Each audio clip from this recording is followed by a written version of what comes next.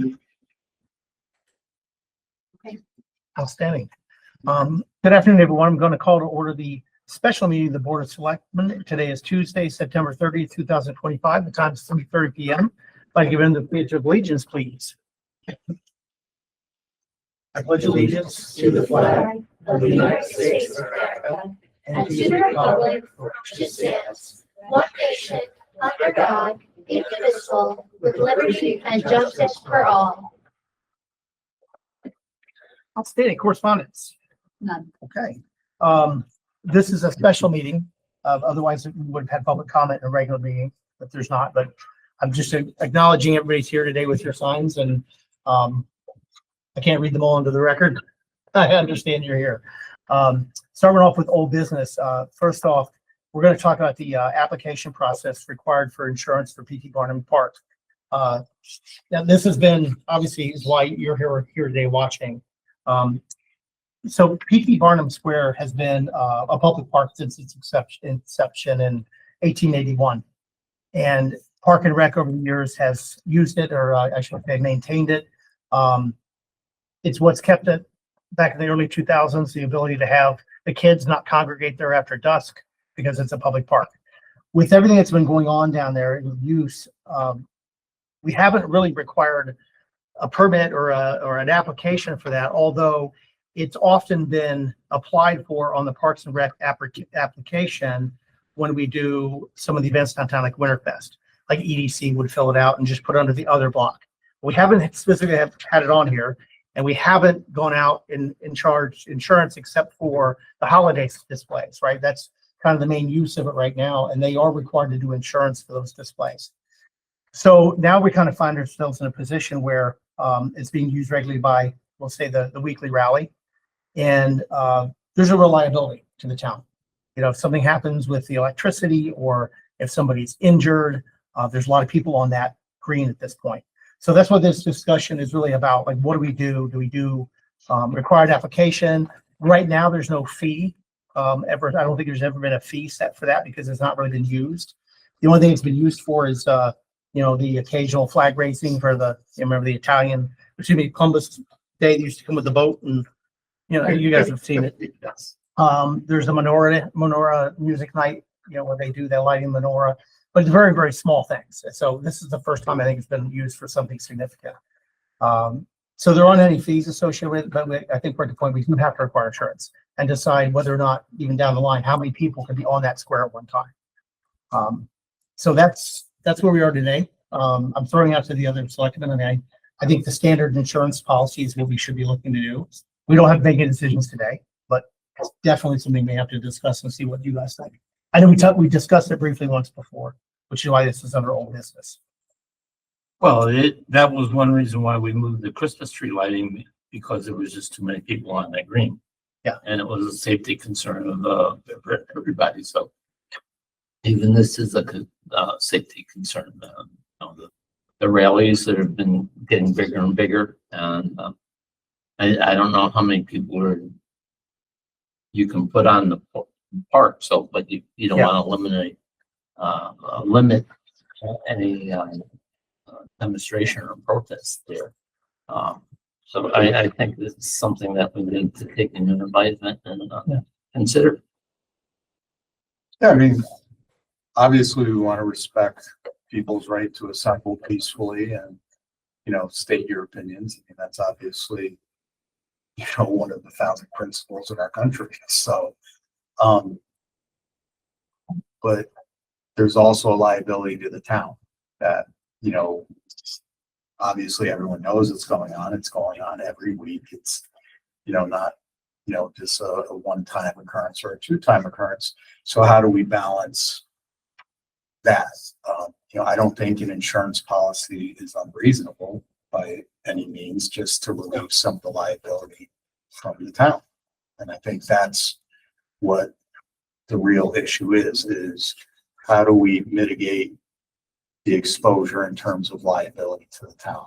I don't think anyone is saying that we don't support freedom of speech or your right to disagree with us or, you know, anybody, but it's how do we protect the town's liability, and that's our responsibility as a board, is to also look after, the town, its finances. So, I would not disagree with looking into requiring an insurance policy for the continued use, the weekly use.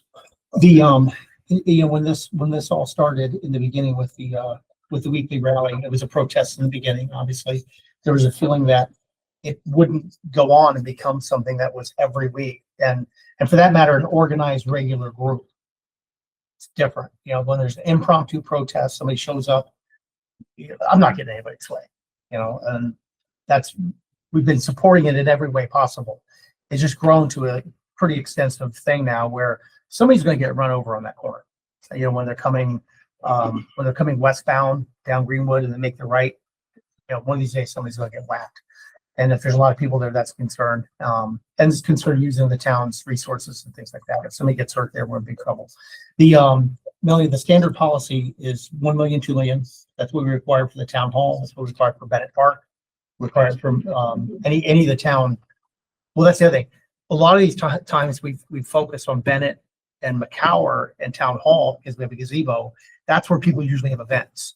We haven't looked to do any kind of insurance policy for when they come by for an hour to raise the Italian flag. That's just the best example.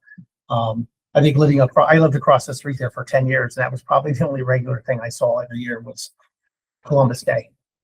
So the standard insurance is 1 million, 2 million. Town is an additional insured. It'd be administered by Park and Recreation, like they do. We would put it on the typical Park and Rec form now. We would add just PT Bottom Square. So I don't know how you gentlemen feel about it. Do you want to think it over? Do you want to just go with the insurance policy now? Do you want to? Well, I would make a motion to table until the next regular meeting that the public can speak. Okay. That's a good call. Melanie, is there any legal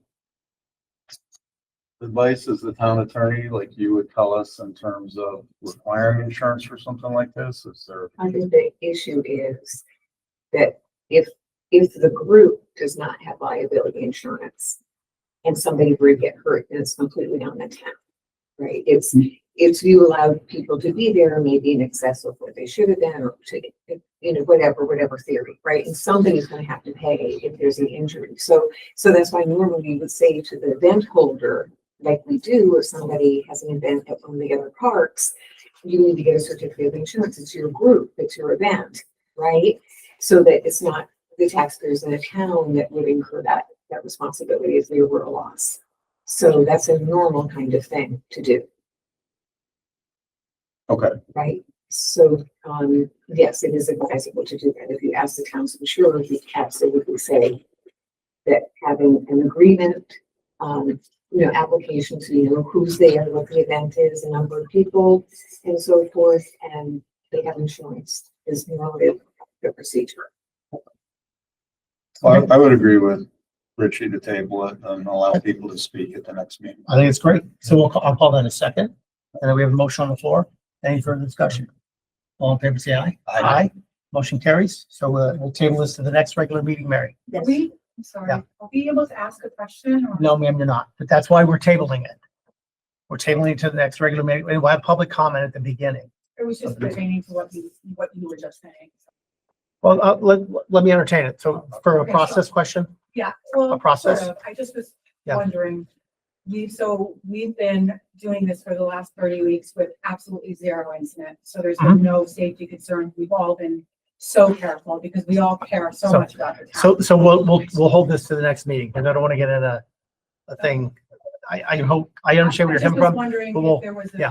any coincidence between. Let's talk about the next meeting and we'll have a very open discussion. Okay. I think it's just really fair because I don't want to adjudicate that now in a special meeting because it's really not appropriate. Okay, fair enough, thank you. But thank you. I appreciate you Yeah. hearing me out. Thank you. Sure. Okay. So new business. Next up, When is the next meeting? oh yeah, sure. October 7th. October First 7th. Tuesday in October. Next week, right? At 7 p.m. Next Tuesday, 7 p.m. in this room. Yes. October 7th, 7. We can submit a question. We won't You be want here. to, if you like to write a letter, Yes. we'll enter it as correspondence.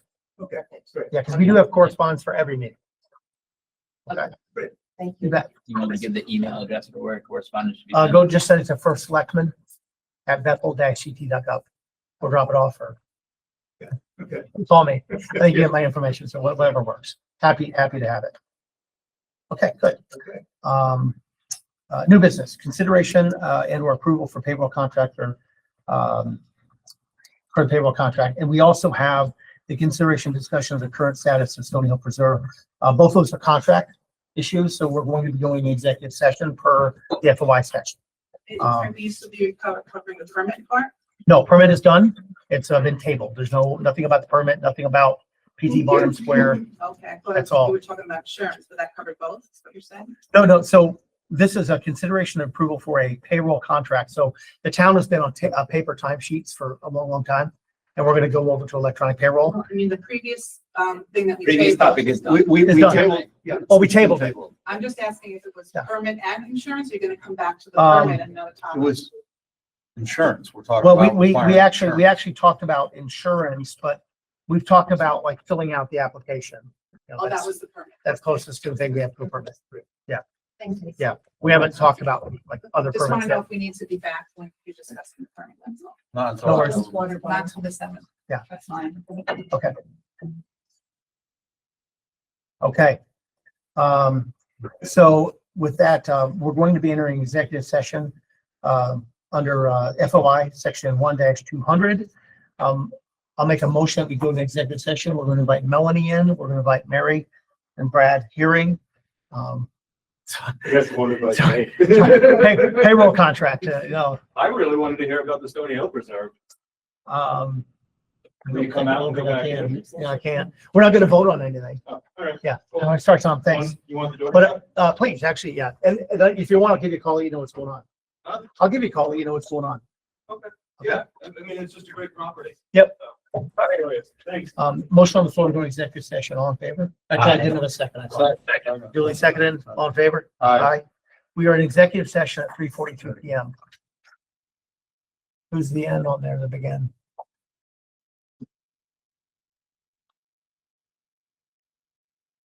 Okay, we are returning from executive session. It's now 4 PM. First off, I'm going to make a motion that we do a bid waiver to allow Paycom to be our payroll contractor. For a second. For discussion, we've been talking about this payroll contract for some time. We've looked at a lot of different companies.